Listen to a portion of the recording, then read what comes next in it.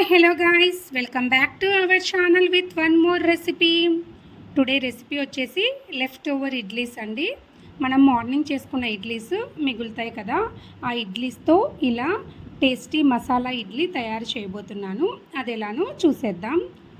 ఇక్కడ నేను ఇడ్లీస్ తీసుకొని దాళ్ళని సన్నగా ఇలా కట్ చేసుకుంటున్నాను అన్నమాట. ఇలా కట్ చేసుకున్న తర్వాత స్టవ్ మీద ప్యాన్ పెట్టేసుకొని అందులోకి మనము ఒక 2 టేబుల్ స్పూన్స్ ఆఫ్ ఆయిల్ వేసుకోవాలండి. మరీ తక్కువ ఆయిల్ వేసుకుంటే ఇడ్లీలు ఫ్రై కావన్నమాట.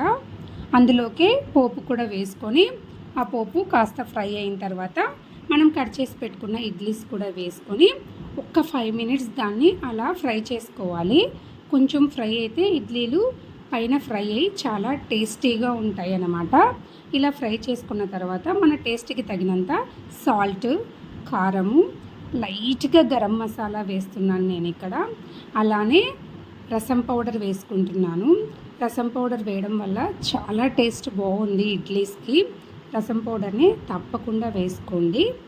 ఇలా కాస్త రసం పౌడర్ కూడా వేసుకొని లాస్ట్లో ఒక 1 స్పూన్ ఆఫ్ గీ వేసాను. ఇలా వేసుకొని అంతా కలిపేసుకుంటే మనకు ఎంతో టేస్టీగా మసాలా ఇడ్లీ రెడీ అయిపోతుందండి. మా బాబు ఇలా మసాలా ఇడ్లీ చేయమని అడిగాడనమాట ఈరోజు. సరే అనేసి నేను కూడా ఈవినింగ్ స్నాక్స్ బదులు ఇలా ఇడ్లీ చేసి ఇచ్చేసాను.